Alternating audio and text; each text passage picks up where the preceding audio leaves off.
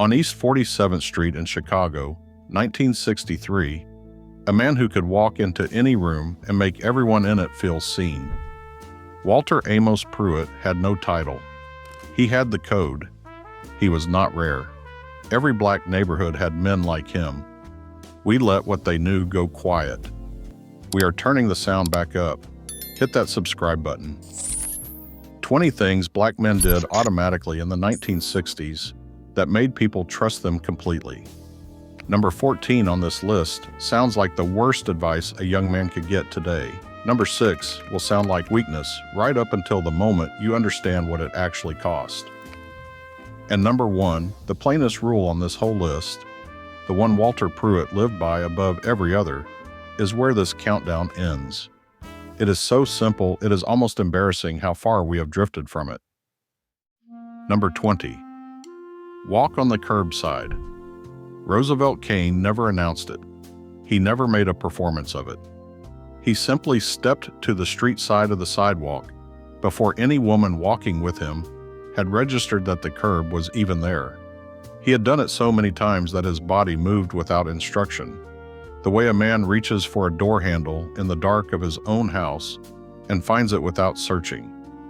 His daughters remember asking him once why he always walked on that side, and he looked at them like the question confused him.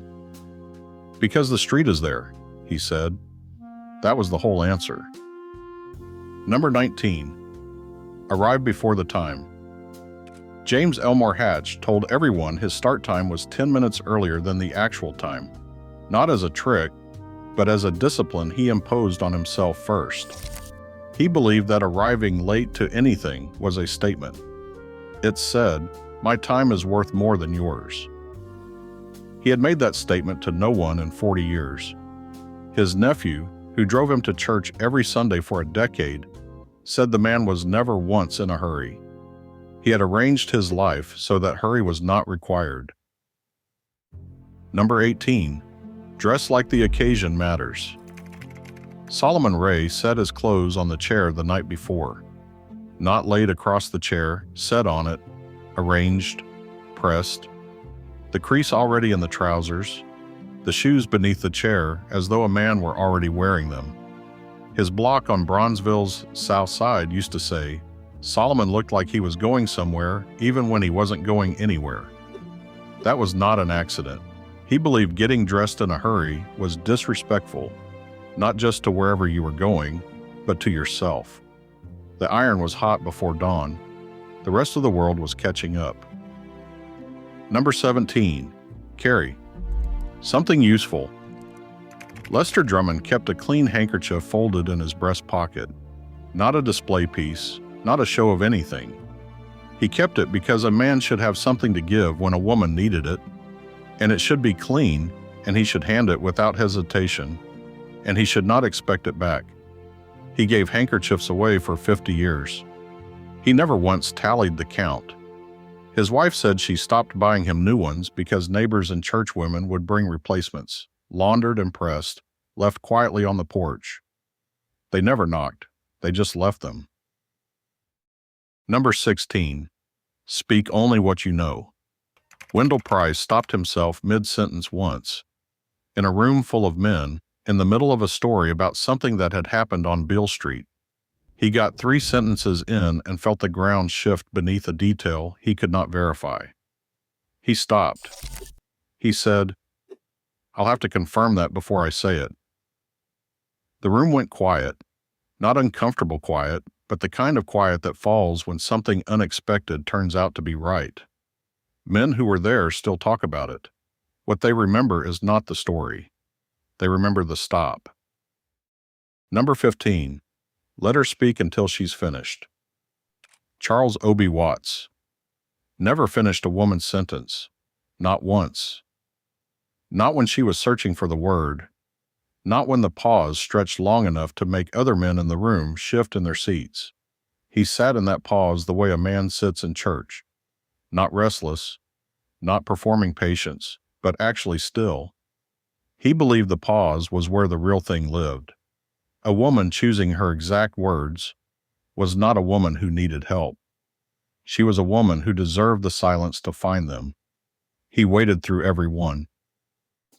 Something went quiet in these neighborhoods that was never just about the rules. The rules were taught in rooms that are mostly gone now. The barbershop where an old head watched how a young man carried himself and said something about it before the cut was even finished.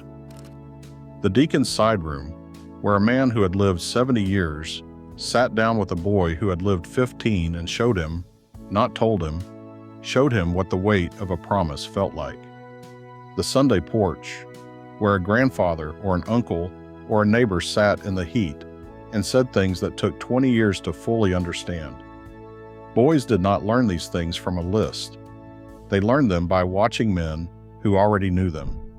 They watched for years before anyone explained what they were watching. And when the explanation came, it came from someone who had received it the same way, passed down, not handed over, absorbed through proximity to a man who had decided to be excellent in a world that offered him no particular incentive to do so. When those men went, the chain broke. Not the rules, the chain.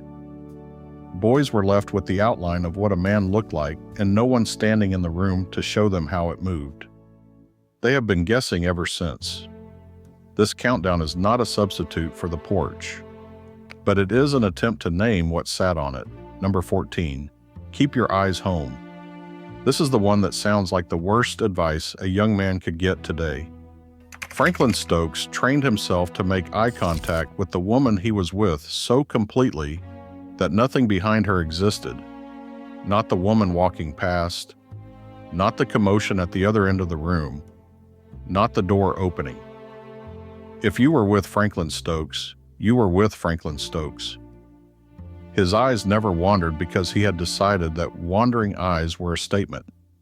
And the statement was, whoever is walking past you is more interesting to me than you are. He refused to make that statement. A waitress at a supper club on the South Side thanked him once for making her feel invisible while he was with a date. He understood it as a compliment and received it as one. Number 13, never borrow what you cannot return. Preston Gale kept a ledger in his head, never written down, but precise.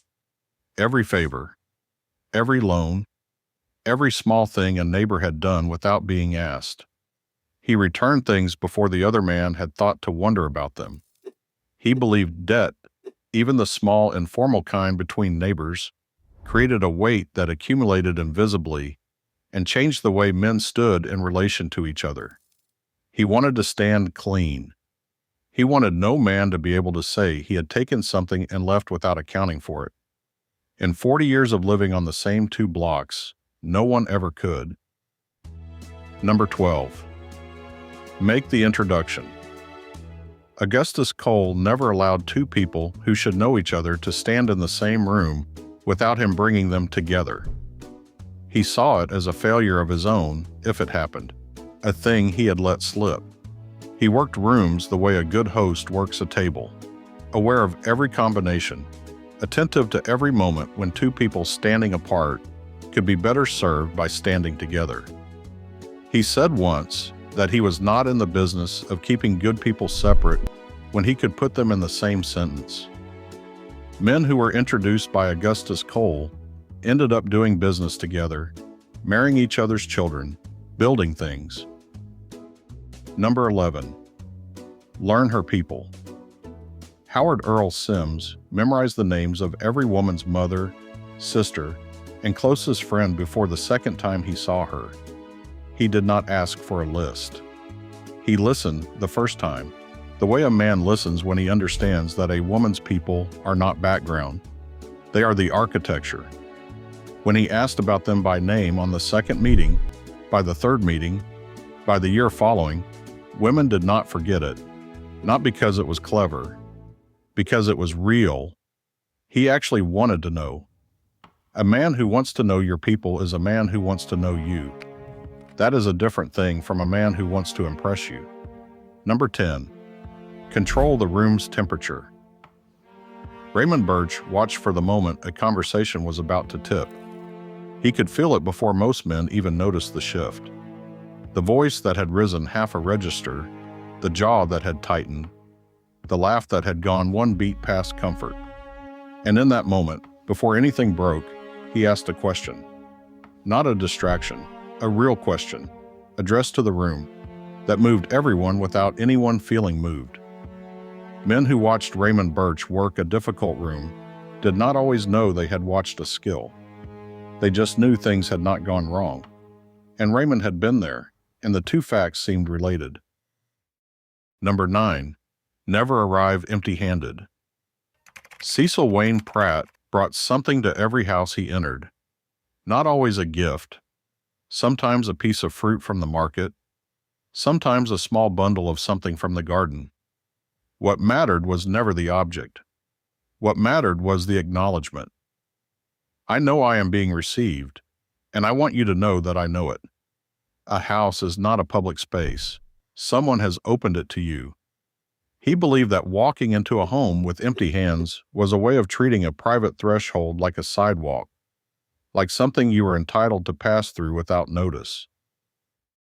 Between numbers 8 and 5, the script returns to the man on 47th Street.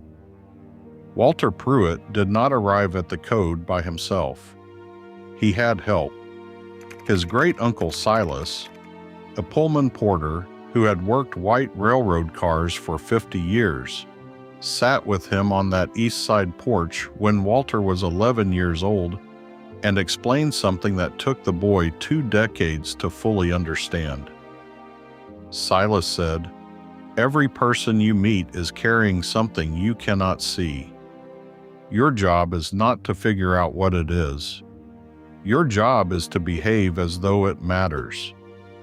Because it does." The porter had learned this in the only school available to him, 50 years of white passengers who looked through him and the occasional ones who did not. And the difference between those two experiences, lived in his body every day, had made him an expert on what it felt like to be seen. He gave what he knew to Walter. Walter gave it to every boy who sat still long enough on that porch to receive it. Number 8. Be the same man in every room. Arthur Webb dressed and spoke and carried himself identically, whether he was on 47th Street at the corner store or standing in a Loop office building waiting for an appointment. His nephew asked him once why he did not ease up around his own people, why he did not let the formality drop when he was among men who knew him and did not require it. Arthur looked at him for a moment. "Because they deserve my best more than anyone," he said. That was all. The nephew said it was the most clarifying thing he ever heard from any man, and he spent the next 30 years trying to live up to it. Number 7. Never make a woman explain herself. Samuel Dodd had one rule: when a woman said she didn't feel like going somewhere, didn't want to do a thing, needed to change a plan, he said, "Of course, another time. Full stop. No why? No are you sure? No rearranging his face to communicate disappointment. He accepted the answer as the answer. He said that a man who requires a woman to justify her own feelings has decided that his inconvenience outweighs her comfort, and that is not a decision a gentleman makes. In 30 years of courtship and marriage, he never once asked why. Number 6. Leave the argument before it ends. This is the one that sounds like weakness. Marcus Lyle Odom had a practice. The moment he felt his own voice beginning to rise, not when the argument was getting bad, but the moment he felt the first pull toward it in himself, he removed himself from the room. He did not storm out. He said calmly that he needed a moment, and he left. He came back later, sometimes the same evening, sometimes the next morning. He finished what needed to be finished when his voice was level and his thinking was clear. Men who watched him do it called it discipline. Women who experienced it called it something rarer. A man who understood that winning a moment was not worth losing a relationship. He was never once accused of running from a fight. He was accused sometimes of making other men look like they didn't know how to behave. He accepted the accusation. Number 5. Correct in private, praise in public. Reginald Flood had mentored young men on the South Side for 4 decades. In 4 decades, he was never once heard to shame one of them in front of others. If a young man had done something wrong, Reginald waited. He found the moment when the two of them were alone, walking to the car, standing on the sidewalk after the meeting, sitting in the quiet of a room after everyone else had left. Then he said what needed to be said. He said it once. He did not return to it. In the same rooms, in front of the same people, he was the first to name what a young man had done right, loudly, specifically, with the man standing there to receive it. He understood that shame, applied in public, does not correct a man. It only teaches him to hide. Number 4. Hold the silence. Jerome Price could sit with another man in total quiet without making the quiet uncomfortable. He had a barbershop on Auburn Avenue in Atlanta, and men came there sometimes not for the cut, but for the quiet. They sat. Jerome let them. He did not fill the silence with talk. He did not shift and suggest and prompt. He understood that some men needed a room where they were not required to perform being fine, and he had made his shop into that room. His regulars said you could always tell, when a man walked into Jerome's, what he had come for. If he sat down before Jerome called him, he had come for the silence. Jerome always called him last. Number 3. Give credit out loud. Bernard Clay made a practice of saying, in the moment, in the room, in front of everyone present, exactly who had done the thing that made the moment possible. Not after, not in private, right then. He said most men waited until the person was gone to credit them, and by then the credit landed in empty air. He wanted the person to be standing there when he said it. He believed that credit delivered in someone's absence was a form of theft. You got the generosity of the gesture without giving the person the one thing they actually deserved: to hear it. Bernard Clay never stole from anyone that way. Number 2. Ask before assuming. Otis Renard Webb asked one question before every decision that involved another person. What would be most useful to you right now? Not what do you need, because that puts the burden on the other person to know and name it. And not everyone can do that in the moment. What would be most useful to you right now is a different question. It is specific to the present. It is practical. It gives the other person permission to say something small without feeling like they are asking too much. Men who watched Otis do it thought it was a minor habit. Women who experienced it did not forget it for years. Because what the question actually said was, I am not here to assume I already know what you need. I am here to find out. Number 1. Speak to everybody. Walter Amos Pruitt spoke to every person he passed. The man sweeping the sidewalk at 6 in the morning. The woman waiting at the bus stop. The child standing at the corner looking at nothing. He did not perform it. He did not make ceremony of it. He looked at the person, made the briefest eye contact, and acknowledged that they were there. Sometimes it was a nod. Sometimes it was a name. Sometimes it was 3 words. But the acknowledgement was never absent. His great-uncle Silas had told him on that east side porch, every person you meet is carrying something you cannot see. Behave as though it matters. Walter had lived by that for 60 years. And everything else in this countdown, the curbside, the handkerchief, the clean crease, the silence, the credit given out loud, was just a different way of doing this one thing. Acknowledging that the person in front of you is real, that they are carrying something, that it matters. None of this required money. None of it required smooth talk, or fine clothes, or a particular kind of face. It required a decision. A man decided to treat the people around him as though they were precious. And then he made that decision again and again and again, in every room he entered for the rest of his life. The old rooms are quiet now. The porches are empty. The men who sat on them and passed this down are gone. But the decision is still available.